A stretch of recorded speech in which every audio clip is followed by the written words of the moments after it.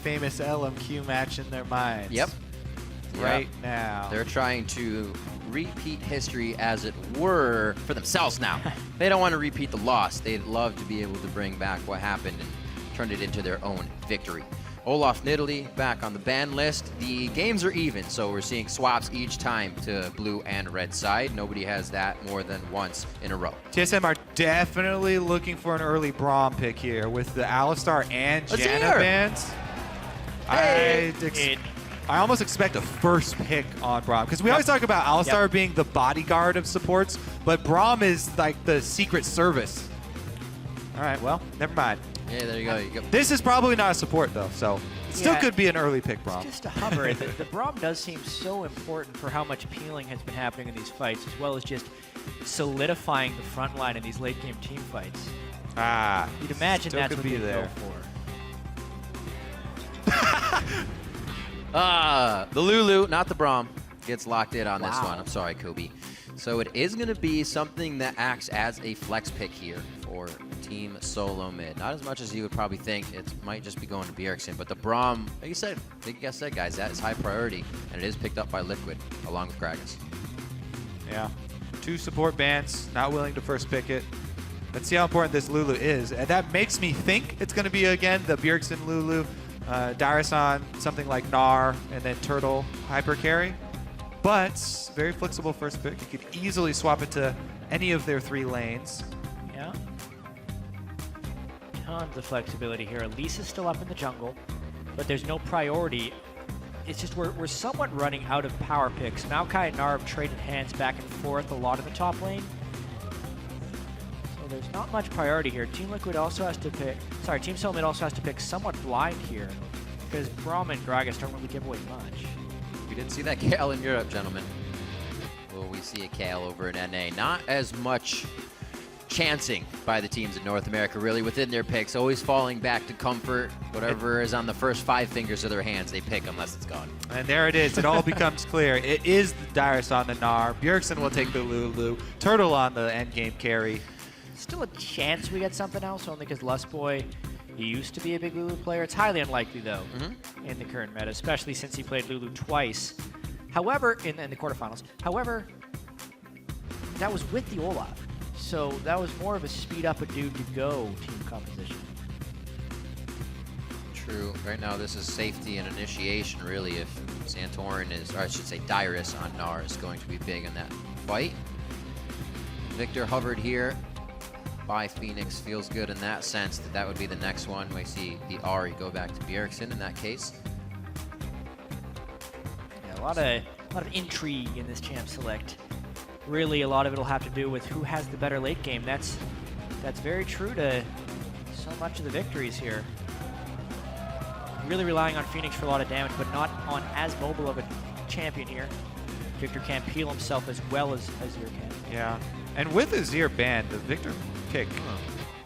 The Viktor takes on a unique position in the game. Yeah, exactly. Very, very powerful. I mean, that just makes me even more curious what Bjergsen had that they wanted to wait on it. He's probably expecting the Viktor. Viktor also, you know, no escapes of his own, so he is also vulnerable to assassins. Interesting to see as Elise left up in this game as well. Santorin has not decided to go for that pick at all throughout the series. And carry Ekko. It's going to be instead Ekko of Tanko. No, it's... Yeah. No, never mind. It's just Ekko. What? So Bjergsen is... Okay. Yeah. Nah, I want it to be a carry Ekko so he can kill... He has the Lulu. Alright, just kidding. Sorry, Kobe. Le Tanko. Will it be the Vayne once again? It worked out for the team, but as well, that Vayne's a bit of a surprise. Team Solomid may be able to play around that differently here as they see it coming into game number 2. Still a hell of a lot of appeal for Vayne and safety coming through this team. That depth charge, as well as a Glacial Fisher. And that is a top Nautilus locked in already, waiting for the last pick here to round out the AD carry position. Yeah, what is Piglet going to play here? Wouldn't they, usually in Piglet in Spring, they almost rounded out the composition with him as well. I feel like I remember them doing this. Whoa. It's going to be the Twitch. So a Twitch Braum bottom lane coming in. I was just saying we hadn't seen too much Twitch in this region. Imp brought it out, but it looks like Piglet's going to give a little bit of love to the Twitch here as well in North America. So Twitch shooting from behind a Braum shield can be pretty hard to close on. as far as trying to create things that need to immediately be shut down. And with the mid lane Lulu, TSM doesn't necessarily have very good backline diving. They kind of have to kill frontline first. The only thing that TSM could have to get back there, you know, barring flanks where they could just walk up, would be Dyrus having to have Gnar at the exact right time and finding Piglet with an ult. Pretty clutch time to be pulling out Twitch as well. One game away from getting knocked into the third, fourth place match, needing to win every game from here on out to make it to Madison Square Garden for the NLCS Finals. I like it. It's bold. It's one of those that falls on the later fingers of the 5, but still not outside the 5. He doesn't have to go uncomfortable just yet. It also puts more pressure, you know, during that mid game when all of the outer turrets have gone down and they're constantly moving back and forth between lanes. Yep. Jinx does not have a good time if Piglet is able to open up. If Twitch is able to open up on her in a side lane. Finds you all alone. We've seen him farming side lanes before. You can't do that against Twitch. No, you cannot. If you think TSM can close out the series here, tweet hashtag TSM. If you think we're going to get a game 5 and some scrapes, hashtag TL win. This is game 4 of the semifinal series. Team Solomid looking to put the final touches on the game. We're just about in the rift where Liquid still looks to keep themselves alive here with their semifinal hopes to move on. We are on to the rift. We are into game. Been very slow early games. Very cautious by both teams. We'll see if that changes here. I don't expect it to. And Team Liquid has come out ahead every single time. One time to the win, but always finding a lead in these outside lanes to start. The middle lane going more even. Junglers not really being able to find too much. Yeah, really going to have to pay attention to the jungle start here. Yeah. Well, because the very early laning phase of Twitch can be very weak if he starts getting punished. As soon as Twitch falls behind in the lane, he loses the ability to control any sort of zone because then his stealth no longer has threat. If you then open up with stealth and you're the weaker AD carry, you get crushed. So it is incredibly important the Team Liquid give Piglet a way of getting at least to his Blade of the Ruined King. Really punish any of the stragglers as well in fights. We saw actually cost Lustboy and Turtle some instances towards the late game there. If you remember Twitch play, it's just a flask, half your HP, and then they have the upper hand wherever that happened. Yeah. He'll have to be very cautious and give Lustboy, respect to Lustboy's zone, because if Flay walks up, if Lustboy ever walks up and gets the Flay, then it's hard for him to retreat, even though Xpecial will be able to jump in front of him. It will take a lot of exit damage. We'll see how this one starts off. It's going to be easy peasy. We will get a jungle camp start from the bottom this time. Saw that differently in a few of the past games. It looks like everybody's going to get the default lane swap start here. No pressure coming in. Yeah, standard lanes, it looks like, for both sides. Oh, you're right. I'm sorry. Yeah. I was Standard looking towards lanes the top side. with also kind of the new enhanced way of leashing for your jungler, Right. since lane swap is so common. Top laners take a bunch of damage early on in the jungle, help the speed of the jungler. Jungler gets CS. Top laners then go back to base and heal and teleport into lane with wards. It's basically an evolution of when people would take one camp with a top laner to hit level 2. Now they just help with 2 camps, get level 2 anyway, get lane about the same time. What it does is also equalize champions that would not be able to previously do a camp by themselves. Top lane champions allows them to go to lane with the same experience. This is extremely common even in solo queue now. It's going to be even more common now that you mentioned it, Kobe. Yeah. Every game that I've been in, it happens. So, Thanks for not getting mad anymore that we steal your jungle camps. We Well, as non-junglers appreciate it. I'm not mad now because you tank all the damage for it. Oh, Yeah. okay. And then also don't take the last hit. Yeah. Well, plus I say that I'll give you the small babies in the camps, but then I don't. I accidentally take them. Wow, toxic reported. That's going straight to the tribunal. Bjergsen has FeniX back to his tower. Not too bad though. Actually looks like he's gonna miss that siege, so that hurts a bit. A nice hook through the last minion, calculated there for a little extra damage from Lustboy and Wildturtle. Try and get an advantage in this lane. Yeah. Damage on Braum is actually significant in this 2v2 matchup. If they can whittle him down enough, it makes Piglet pay even more passively. Right now, though, just trying to continue the shove. get him under turret to try and force him to miss some CS. Could have a bit of a jungle conflict all right in? here. This would be both great. junglers arrive. Very, very nice in this engage if they can get it. Lustboy very low. If they have the same target, they'll be able to take him down immediately. It is Lustboy. The double That's buff, actually though. back onto, you said it, the double buffs. And now that's Turtles. That's the slow. Santorin gets the flash out of Braum, but has to use his own as well to engage. Key there for Xpecial, landing the Winter Spike before he jumps out right there, slowing down Turtle, so there's no follow-up with Santorin flashing forward. They don't have the damage to get anything else. And they did get the first blood, so even though double buff's gone, first blood money does go in Dominate's favor. And these are two of the 80 carry picks that are at least capable of escaping from ganks, so it's pretty awesome how both junglers were down to gank at the same time and they collide with each other right there. It's one of the only ways that the Twitch can actually get the upper hand of the lane is if he were to have gotten a kill out of that one.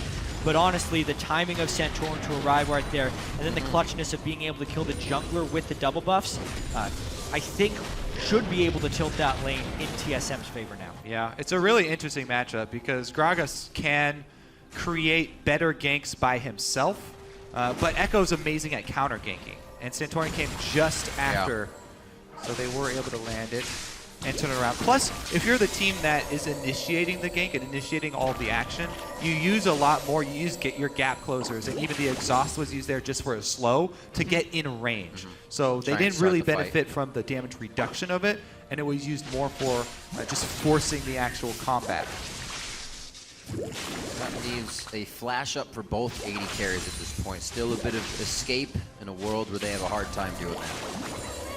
Wildturtle keeps it up with Lustboy, about 75% up the lane here, just in front of the turret. It's a nice spot for Santorin to come to the lane if he wants for a gank, but right now it's just farming for those guys. Keeping the CS very even this time. Really one of the only games we've seen this much early aggression, but the lane's matching up as well. We've had a lot of lane swaps in this series. Finally, standard lanes. These are also two of the strongest teams in North America, and also thinking they can win the skill matchups. TSM used to just kind of grind people down, always just trying to play defensively. That's how they developed their overly passive style, because they had so much confidence in themselves to just win lanes and slowly build an advantage. But Team Liquid also has some tremendous players. Yeah, and speaking of that, 1v1 grinding, up in the top lane, I think there was a missed opportunity there for Santorin to actually go for a gank on Quas and maybe try and burn his flash. Maybe even get something more, because Dyrus was pushed to his turret, plus he just turned into Gnar. He had the bar in the right place, and if he's watching the movements of Quas, you can tell your jungler if the trinket ward has been placed, since that's all that Quas has to rely upon. They weren't quite sure if there was a counter gank from Gragas, so he gets a flash anyway, just at mid lane. That was close. Parallel convergence, almost just completely locking down FeniX. Would have been transformed after that. Like Dominate will step in and go for that top lane gank, though. Now it's Quas who's actually been pushed up, and it's level 6. Gotta be careful about his positioning. May use Dominate to jump out of this one. Actually gets a hop on to Dominate. Dyrus, that was beautiful. Yep. So slick. Nautilus, one of the best lanes to gank for, because his gank assistance is so immense. Easily. You think with the combination of a Nautilus ultimate, a root on your auto attack, and a hook, that they'd be able to line up and get him down, but Dyrus does one little sidestep on Dominate's body slam and then double hops out of there. Perfect play by Dyrus to escape that, and honestly a little bit of misplay on Team Liquid's side, because the CC they had at their disposal should not have allowed for an escape, especially without flash. Absolutely. Really great play recently from Dyrus, and he's taken kind of upon himself to step up. The games we saw previously, he wasn't getting all that much help in the lanes while he was controlling it, and then being a huge effort to the team, or a huge boon to the team in team fights. When you get ganked as much as he does. He's retaliating for all those years. It's working out. Splendid for Team Solomid in that top side. Being able to change that threat around, bring him back to what he usually used to play. Dyrus was that Jax guy, the Kennen, the Vlad, a lot of things that could also carry the game. It's still there, just had to dust it off and get it back to normal. Doing well in this game, not up that much in CS. Being able to dodge the ganks, though, is the big thing there. His teleport's up along with Quas. May see a play coming from them soon. Something both of those players have gotten very good at this year, so expect it to be in a big fight.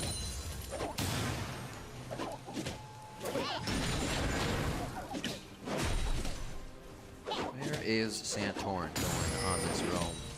Will be safety or deep vision plays here? A little late on the blue buff, so it's just looking for a bit of safety in that mid lane. Clear pink ward, clear scuttle. Can you find control. it? Yeah, you got it. Always check that brush. Also, being able to clear that pink ward without much contest is pretty nice luxury for them. Yeah, luckily for Team Liquid, they also had a green ward down there in the river, though. They see the movement, and nobody will be caught out here. So Team Liquid staying safe. Game still just dead even. Plus, it frees up Quas. He knows that Santorin is down on the bottom side. Dyrus already has control of the lane, though. So. Yeah, just actually used his ultimate there as he gnarred out. Now he's in little form, but he was trying to just crush Quas out of lane. Worked for now. Like I said, though, that teleport is up. Quas decides to stay in the top. Get some wards down towards that dragon area for TSM's side now. Yeah. Here's something, though. If you do see enemy jungler down on bottom side and you have control of the lane like Dyrus does, and you're forcing the other guy to back, just take a couple seconds and go check that tri-brush for pink wards. It looks like Quas's ward will stand. I don't think Dyrus is going to head over there. Just shove the lane in once again. Quas trying to hold on to his teleport, I guess. Yeah. Walking back to lane at the cost of one wave. Especially with standard lanes in a basically dead even game right now. Having the teleport is more important than getting back to lane for one wave, especially on a top laner like Nautilus, who doesn't really need that definitive advantage in lane. Here we go, though. That pink ward control is key. We'll lock up the 2v2 here. We're going to get FeniX now to start trailing down. There's the teleport coming in as well. Quas is going to be the first one there. Chrono break and a save to the Lantern. What a placement there from Lustboy as well in the shadow, the middle of the fight really. And a great click by the team. Dyrus hops over the wall, avoiding another death, and they take Dominate out in that scuffle. Oh yeah, Dominate saved his flash. Dominate held onto his flash for a really long time, trying to get the best advantage for his team in that fight by fighting as long as he could and saving the flash to get out at the end, but holds onto it a bit too long. Goes down to... Yeah, and that fight was mostly about the setup. The free ward that Santorin got to kill there earlier ended up being fought over. That particular place of vision at this 12-minute stage of the game with standard lanes is one of the most heavily contested positions on the map, since that is the entrance and gateway to Dragon, which both teams want to take here. You see this again. Dominate goes clear ward, and then they chain the stun behind, so there's really no retreat in here. Yeah. Mainly some clever plays by Santorin and Dyrus to escape these, because this could have very easily been a close fight. Both AD carries arrived about the same time. Yeah, Santorin able to get off his ultimate just before leaving. Turtle also hit a long range rocket, but it was on a different target than Dominate. They got a ward in that brush, but a little too late, unfortunately, for TSM, or for Team Liquid, I should say. 2-1 now, 12 minutes in, still waiting for a turret. The kills are a lot higher than the turrets are in the previous games. Let's see how it starts to pan out from here. That exchange also really highlights the importance of jungle support duo roaming after you go to recall from your duo lane.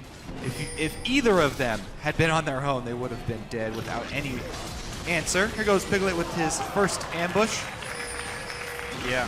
As soon as he gets his cutlass. Uh-oh, FeniX caught out. FeniX may go down in the fire here. That's going to be a lot of hits. Dominate, able to get a body slam in. They didn't expect this much pressure quick from the bot lane without TSM being able to answer. Now they've approached the fight. Dominate getting hit up. Lustboy looking to hit the perfect hook here. He gets it onto Dominate. Good patience. Now they're on to Xpecial. Bjergsen just throwing out glitter everywhere.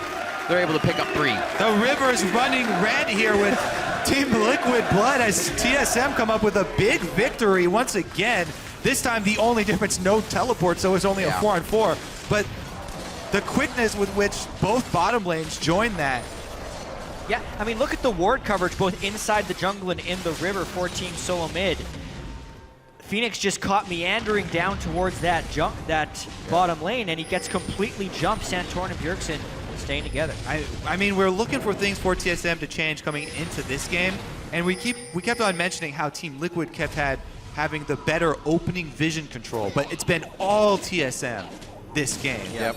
Game number 4, they're the ones to get the first ward line down, and that has chained very well for them in this early game. Their first early game lead as well because of it. lot of things stemming from that pink ward just under the, or above the dragon side. And Dyrus, after a long-awaited lane, actually free time in the top, may be able to grab the turret. It's this in the bottom. It pushed up, Piglet gets taken down. Once again, Santorin just camping this blue quadrant of Team Liquid territory, and it's littered with wards, so he's constantly going for these aggressive moves because he knows there's no backup on the way. He knows the positioning of the Team Liquid reinforcements, and it finally culminates in the blue steal. Measured aggression, the best kind of aggression in League of Legends. He knew exactly where everyone was because of the wards, and they punished Piglet for being the Twitch. Even though the CS advantage didn't rise from the double buffs that Wildturtle picked up early, the mid-game fights in the river have really put Piglet in a difficult situation. 0, 1, and 1. We talked a little bit about how bad that would hurt Piglet and his engagements trying to sneak up on somebody, and that is getting harder and harder to do. The window closes every time he dies without getting kills. Santorin backs with the rest of the team easily and safely over the wall, and Team Solomid actually grabbed themselves really the first dragon of the game here, being in prep for a situation to do that for the first time. Definitely the rewards of the success of their early game. And this will be Team Liquid's turn to try and wait for the mid-game team fight and try and pick someone off to get back into it. TSM did it 2 games. Team Liquid does have Twitch. This is a pretty large deficit, though. 2 turrets at Dragon and 4,000 gold. But with that being said, if Piglet does get the right positioning and opener for a spray and pray, TSM doesn't have very many good answers for that. Outside of Santorin maybe trying to do a backline dive and get him in a parallel convergence stun. Turtle could triple crit him when he tries to open on him. This is that flask, half your HP if they're able to land it. There's the flash from Bjergsen. Down to half, still has wild growth and a lantern to bring him to safety. They do have to assess if they want this fight, though. Looks like they're going to back off with that low of HP on Bjergsen. Flash as well down there. Another ambush, another flash earned, but no kill, and not able to pressure the turret. Bjergsen moves right back in, only loses 1 CS off of it. A little bit of a force here from Santorin and Lustboy, seeing that engage come out. We have time to run in, throw down the wards, get what we can. Looks like they're actually going to try to steal some resources here. They can pull Team Liquid into a bad situation just off the side of the hook there. It doesn't look like they wanted it. Lustboy probably would have thrown it already if they did.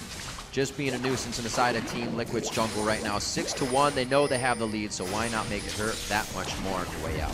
Yeah, it was actually kind of a dangerous situation for them to just be 2 in the jungle, just because Piglet is on Twitch and Turtle was so far away. But now that Turtle's moved all the way up the lane, shoving the wave here, easy for Santorin. They're definitely making Lustboy these kind of an extended process, staying for more, a little bit more, but also doing it safely. Well, that's exactly how you want to play the game. Once you get a foothold in enemy territory, you camp there. Oh boy, there's the cleanse coming out. Choppers go down. That was a nice try on the teleport lockdown immediately. Wouldn't have really done much, but good thought. Yeah, TSM's really trying to crush Team Liquid with map pressure right here. Yeah.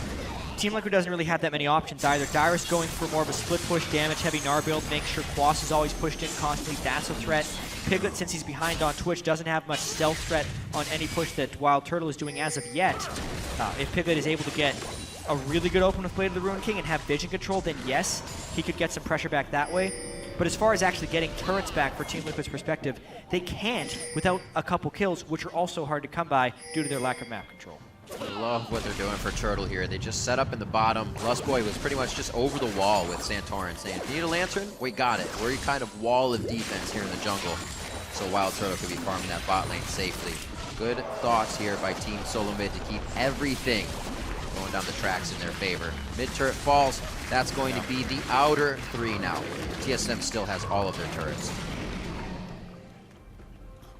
Does mean that there is a surge in gold to be had by Team Liquid, but it doesn't look like at this clip they're going to be getting that anytime soon. It'll be 1 turret back, a lot of fighting, 1 turret back. Team Solomid has already done so much damage. Yeah, I mean, even though they have Viktor and he's able to upgrade the laser, he couldn't even be in range to laser at that turret because of the threat of diving with Ekko. Completely zoned him off, all outers down, and TSM the deep wards become even easier for them to keep up now.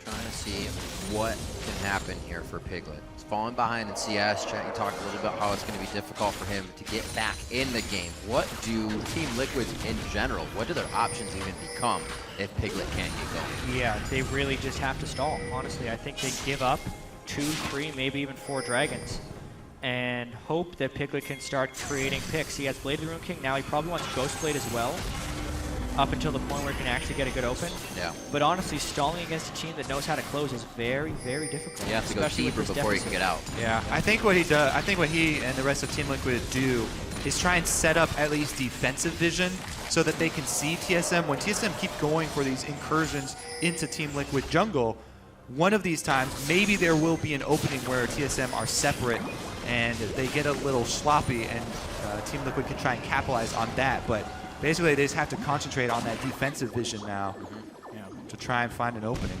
One thing with the vision that we haven't really mentioned in these games is Bjergsen has upgraded to the pink ward dropper in all 3 games this series. And it's been allowing TSM to move their pink ward vision very easily.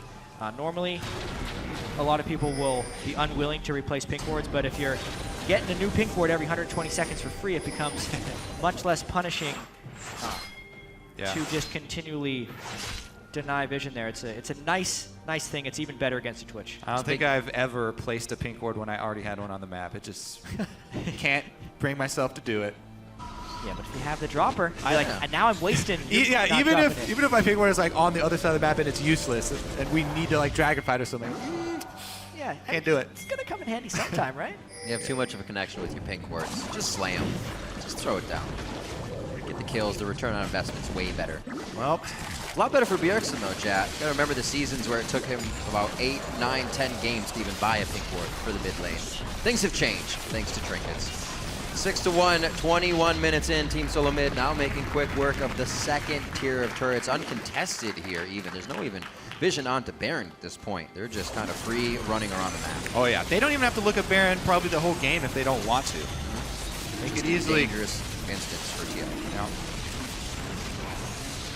Dragon number 2, a very different game in that sense. A few of the games were 3-1 in favor of Team Liquid Dragons before TSM really started to take a hold of those. So Team Liquid very much so playing for the late game, as we were saying. Allow Piglet to get going.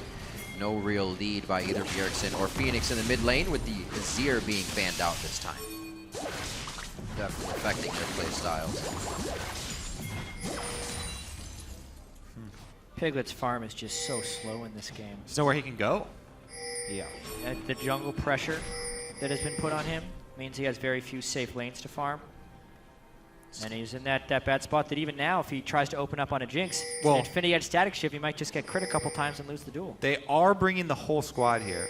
Looks like FeniX actually now swinging back to mid lane, but they were bringing everybody from Team Liquid up here because they saw Turtle pushing out a wave. TSM, though, also bring reinforcements. And that is enough. All you need to know for Team Liquid is, hey, this could possibly even be an even-numbered fight. Okay, we can't take it. Gnar now in the bot lane. Dyrus is going to call Quas to respond to this push. Looks like they won't be going for anything with mini Gnar coming out just about now, but a good kind of multitask. Give Team Liquid many more things to do. TSM can go and take another turret uncontested. Yeah. The evolution of TSM's vision game throughout this series is also a testament to the strength that they were talking about, adapting between games. You know, learning and listening from the early ones. And they've got Team Liquid completely boxed in. Definitely seem to have worked for them. Kind of having Reginald step in, having just a different sight on the game. Saying, you know, you're going over these speed bumps. Let's change it and go around. Even though the speed bump doesn't hurt you that bad, it'd be better if we could change it. And those kind of things have been ironed out for Team Solomid, it seems. Much more controlled here, knowing the late game is going to be where they can take control, if not early. Really just methodical about the situation. Yeah, it's a strange thing. So much of TSM's success in the past, back in 2014, was in playoffs, them just picking better late game team compositions and then just winning based on scaling. And at some point during this split, TSM decided that, that wasn't good enough, and they wanted to change the way they play and win in a diverse number of ways. Yep. And they struggled heavily with all of these things. I think it was the point where they finished 5th place. Like, there we go. not good That's enough. the point. You're like, you know what? That wasn't good enough. But the most ironic thing about all this is even when they come back with a strategy that has a top lane focus or Bjergsen on support of mid laners, they're still displaying better late game team composition, and it's ultimately the strength of TSM. With the small little twist here that they earned these advantages with their early game concentrating on the blue quadrant of Team Liquid jungle. They earned it through their Lustboy and Santorin double roam over there, and then the quick adjustments for the bottom lane to join all the skirmishes. Yeah. And this would actually be the game where TSM doesn't have the better late game team composition, which if they win here would be the first time all series the better late game team comp didn't win. If they can push through this large advantage they've gained in the first 24 minutes. The thing that's going to allow them to do that is these bushwhacks they're trying to set up. I feel like Team Liquid's going to walk into at least one here over the next couple minutes. This vision control is just on top right now. 2 wards simply cleared out as they were placed next to each other. Unfortunate for Team Liquid. And even more control, like I said, over this blue side of the map. FeniX not going to be able to clear out waves as he wishes. Only a few lasers from him now. It's getting that much harder for Team Liquid here. Now they are definitely backs against the wall. They're going to have to keep themselves alive with a great fight. No Azir this game to change a 40-minute team fight around. It's going to be all up to some kind of sneak attack. Some engage that Team Solomid can't see, and right now they see everything. They see FeniX here. Oh, the parallel convergence to lock him man. in. Flash gets him out, but there's so much lockup to follow here. Looks like Dominate body slams out of the Chopper's control. Quas on either side. They can't really get a priority target. It's going to take too much damage on the side of Team Solomid. TSM has everything they want right in front of them on a platter, though. 3 down on the side of Liquid, and Team Solomid head for Baron. Yep, they just demolished Team Liquid there. The tanks on the front line doing a perfect job, doing the right job. And Team Solomid should do this uncontested. Piglet not having enough damage at this point to turn the tide of the fight. And Santorin's Ekko has been huge. The setups onto FeniX here, taking him out of the game for the most part. Piglet also was zoned out by an impending Gnar, couldn't get in great position. And also, by the time Piglet did open up with Spray and Pray, he just didn't have the item. One way of the Room King and a Brutalizer isn't enough. Yeah, again. This, not only is this a tank Ekko, this is a tank Ekko that's built for the team also. His tank item is an Aegis of the Legion on top of his Cinderhulk. Dyrus did so much work coming in from the side here on Gnar, zoning at first and then an easy ultimate there into the wallop, and no answer there from Team Liquid. Just a massacre. Just one more ward over the wall. They had wards all the way up to river except for that brush. And Xpecial had actually just used his sweeper to try and go and clear it. Good positioning by Team Solomid. As I was saying, one of those bushwhacks is going to pay off. They get just a little bit more out of Team Liquid. Still trying to keep themselves in this one. 9-1, definitely the biggest swing we've had out of any of these games. And playoff TSM came to play again. We have to bring up as well that if TSM wins here, they guarantee themselves a spot at Worlds. Obviously, the winner of the summer split gets the #1 seed, but TSM would have an insurmountable amount of championship points from their spring split victory and a guaranteed top 2 finish in this split. So a couple of things on the line here. Aside from TSM's streak of split finals reached, it's also a guaranteed spot at Worlds. Plus, a grudge match with COG waiting for them. Ooh. Oh, they're crit! Oh, jeez. Oh, he didn't get one. Piglet very low, though. This probably means the turret's going to take that much more damage. He has time to heal, actually. The minion wave is quite far behind in the positioning off of that clear. So TSM's going to kind of sit here, set up camp for a second, roast some hot dogs, maybe some s'mores, whoever likes which, and then back onto the turret. Piglet went back to base. He's been able to heal up, so no harm, no foul there after that little bit of harass. Now it's up to Team Liquid, though. They need a great Gragas ultimate. Lulu ult is also down, so if they can isolate one person, they have a higher chance of killing him. Easier said than done, though, with the 10,000 gold disadvantage. Dyrus, complete focus on the turret, knowing he was not a priority target there on the front line. Dragon's alive, #3 if they want to leave and grab it. They don't really have any minion waves to continue pushing. They may not care. They may just push bottom lane and wait for it. Gonna set the wards out pink as well for any Lustboy initiations over the wall, or if anybody tries to initiate from Team Liquid. Yeah, TSM definitely wants to maximize the duration of this Baron Still buff to try and get the second inhibitor, and they have a good window right now because they know how weak Team Liquid is. The percentage gold difference is as high now as it's really ever going to get. Yeah. Bjergsen is 2 levels over FeniX. Another zoning parallel convergence there from Santorin, and they take a huge chunk out of the turret. Every time a turret wave arrives. Everybody is 2 levels over their opponent except for the junglers right now.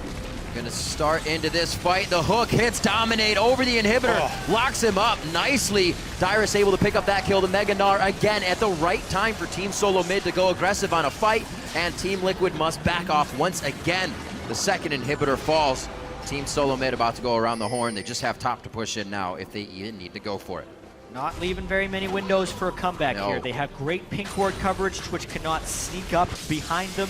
They can also move those pink wards thanks to their itemization and just the income they have to buy more if you don't have the pink ward dropper. Yeah. There's no way Team Liquid is getting out for the Dragon.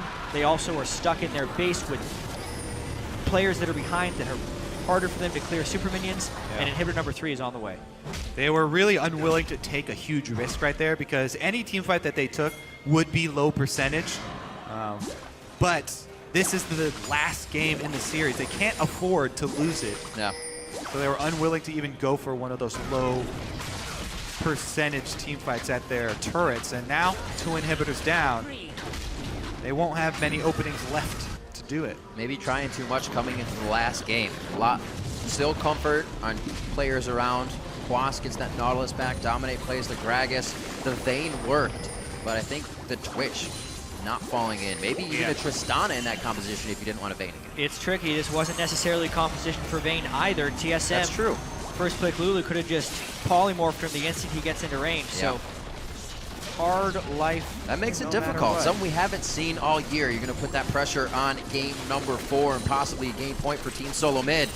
That's a lot of pressure on Piglet. Showed 1 game, but cannot get the team behind him this time, unfortunately. And Team Solomid is bearing down on that factor now and going for the last inhibitor turret here. 30 minutes in, the fastest game of the series possibly, as Team Solomid start to pressure the final portion. Really, of Team Liquid Liquid's has base. to fight right now if Go they for want a broke. chance. Gotta do it. Depth charge goes out. They got Not gonna Bjergsen. hit That too one. many.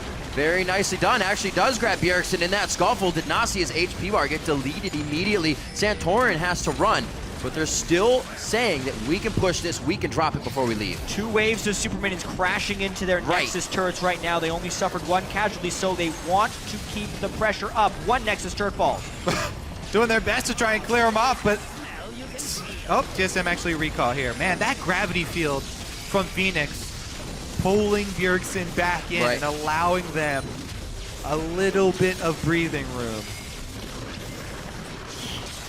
And it's just a little bit, because it's still 2 inhibs down. They still haven't picked up Dragons. They get 1 kill, but that's exactly what Team Liquid needed to stay barely in the game.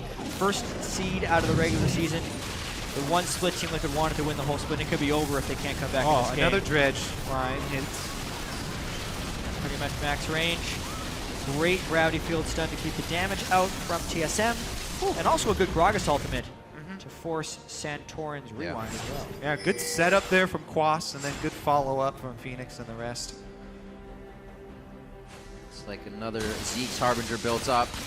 Just a plethora of gold for TSM to be working with now. 11,000 gold lead in their favor. Fastest game possibly and biggest gold lead of this series. It's just the face of the mountain that Xpecial's been able to build up so far. Very, very hurt on resources as Team Liquid tries to possibly defend their base one more time here. 20 seconds on Baron. Will TSM continue the siege at top, or will they retreat and grab Baron? I feel like since they put so much vision down, they're going to retreat back and grab the Baron, but they could easily just continue the siege up top, wait for double supers to try and end it. Last time the double supers bought them Nexus turret, and they still have some time with these inhibitors down. The bait. Door number 3, Jatt. Can we get somebody to walk out? Don't know if this is going to happen. Dyrus, I actually feel like just playing with them in the front of the base. I feel like TSM would be very disincentivized from leaving their base at all. Too liquid? Yeah, sorry, Team Liquid would not want to leave their base at all. Right. They, Well, TSM doesn't want to leave Team Liquid's base either. Fair enough. It's going to be the Baron, like you said, Team Liquid at home, warm and comfortable in front of the fire here. That's their best place to fight at this point. Only a Nexus turret and a Hurt inhibitor turret to fight behind. Hopefully the choke point of their walls gives them some kind of wombo combo. Really a laser's the only thing that's going to come flying through. That spray and pray, rat-a-tat-tat. It's going to be big. rat-a-tat-tat. Gotta get it right. Got his last whisper, like you said. Yeah. So good. Try and cut through the Thornmail Randwinds that Dyrus has put up right now. Even so, this TSM team, they get the zoning parallel convergence, and then they just kind of move in. It makes it really hard for Team Liquid to get the right type of initiation off. And with their pink ward coverage, it also means Piglet can't really get any good flanks. They do have their inhibitors up, though, so if they can fight right away before TSM can get in proper position, I think it's the only real chance they have. Oh, Piglet with the Potion of Wrath on, trying to get some initial damage onto somebody. Xpecial with the Elixir of Iron, hasn't popped it yet. We have seen Lustboy use his. On a Turtle! Quas is in the middle of this fight. Dominate, very tanky as well up there. They get Turtle. That's going to be Santorin. Chrono breaks back. A little bit of damage onto Quas. The depth charge, yes, has been used, so that crowd control is not going to follow. Dominate on the front line and the laser over his shoulder to put a bit of damage onto Dyrus, who is ready to gnar out. And the fight disengages after Turtle goes down. The complete opposite story for this whole series. It was Team TSM getting down in the early game and coming back through team fight victories. But here, Team Liquid, once again, they hold for a little bit longer, and they just keep trying to buy themselves another couple of minutes to live. The longer they hold, the more likely a comeback becomes. Remember, TSM has the earlier game, really mid-game spiking team comp, and when Wildturtle goes down in this team comp, they really don't have the damage. Nope. He is frontlining as a Jinx right there, and also Lustboy's right next to him, so the Lantern can't save. Also, he had Flash, so he could have flashed that hook. Or should have. Yeah. Coulda, shoulda, woulda, but didn't. Yep. Wild Growth as well was quickly depleted by the damage that Team Liquid's bringing to the table now. FeniX is going to go ahead and get his Elixir of Sorcery so he can get that last bit of damage out of his abilities here in what could be a final attempt. Baron buff. And it is important for TSM to be relentless right now. They want to get this advantage pushed with this Baron buff, at least get the inhibitors down so they can hope to cycle 3 inhibitors the next time.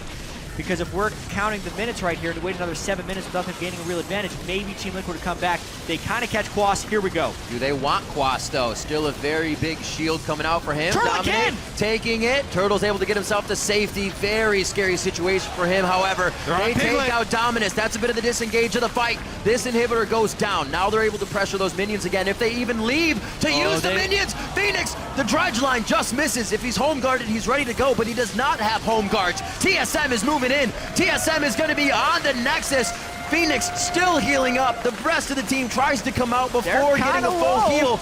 TSM may have to reconsider here. 36 minutes on the clock for possibly the fastest game of the series. Turtle is fully shielded up right now. No Nexus turrets there. FeniX goes down. That's one. Turtle looking to go around the Nexus, but they say focus. Get it down on the priority target. 50 gold going into Wildturtle as he takes it down. And Team Solomid take the semifinal series to face Counter Logic Gaming as they take out Team Liquid.